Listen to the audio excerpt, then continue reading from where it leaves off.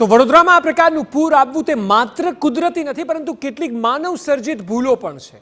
જો કે આ મામલે રાજ્ય સરકારનું કહેવું છે કે આવનારા સમયમાં આવું ન બને તે માટેનું આયોજન થઈ રહ્યું છે। તો બીજી તરફ વીએમસીમાં વિપક્ષના પૂર્વ નેતા અમીર રાવતનું કહેવું છે કે અણઘડ વહીવટને લીધે જ પૂર આવ્યું છે।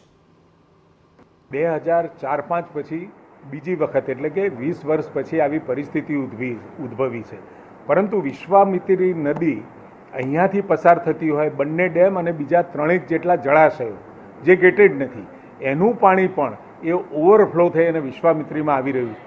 આપણે આવતા સમયની અંદર મારે અહીંયા મ્યુનિસિપલ કમિશનર સાથે વાત થઈ છે કે આજવા ડેમમાંથી એક આપણા ત્યાં કેનાલ પણ નર્મદાની પસાર થઈ રહી છે, એટલે ઓવરટોપિંગ થતું અને જે ઓવરરૂલ થતું પાણી એ વધારાનું બીજી એક ચેનલ કરી મેઇન કેનાલમાં લઈ જઈ અને ખંભાતના અખાત સુધી છોડી શકાય એવી વ્યવસ્થાની વાત પણ અમારે થઈ ચૂકી છે। વડોદરા શહેરમાં પાછલા 30 વર્ષમાં આપ જોશો તો 15 વખત વિશ્વામિત્રી નદીમાં પૂર આવ્યું અને તમામ માટે જવાબદાર હું વડોદરા મહાનગર સેવા સદન, તેમનો બિલ્ડર સાથેનો પ્રેમ અને ભ્રષ્ટાચારને હું જવાબદાર ગણીશ, જેમને બેફામ બાંધકામની પરવાનગીઓ આપી છે। કોતરોમાં સોસાયટી બંધાઈ ગઈ, કોતરોમાં એન્ક્રોચમેન્ટ થઈ ગયા, નદી પૂરીને થયા, બિલ્ડિંગો બંધાયા, કાંસ પૂરાઈ ગયા, તળાવો પૂરાઈ ગયા।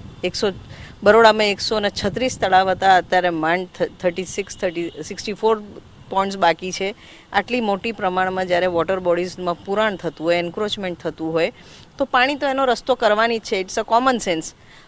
અનેક વખત તંત્રનું ધ્યાન દોર્યું પણ એન્ક્રોચમેન્ટ વધતું જ જાય છે। લેટેસ્ટ આપને ખ્યાલ છે અગોરા મોલમાં 1 લાખ ચોરસ ફૂટ કોતરની જમીનોમાં પુરાણ થયું, દિવાલો બંધાઈ ગઈ, ખૂબ આંદોલન થયા, એનજીટીએ આદેશ આપા પણ તંત્ર બિલ્ડરોની સામે એવું તો ઝૂકી જાય છે કે કોઈ દિવસ આ દબાણ ખોલવાની તૈયારી નથી કરતા।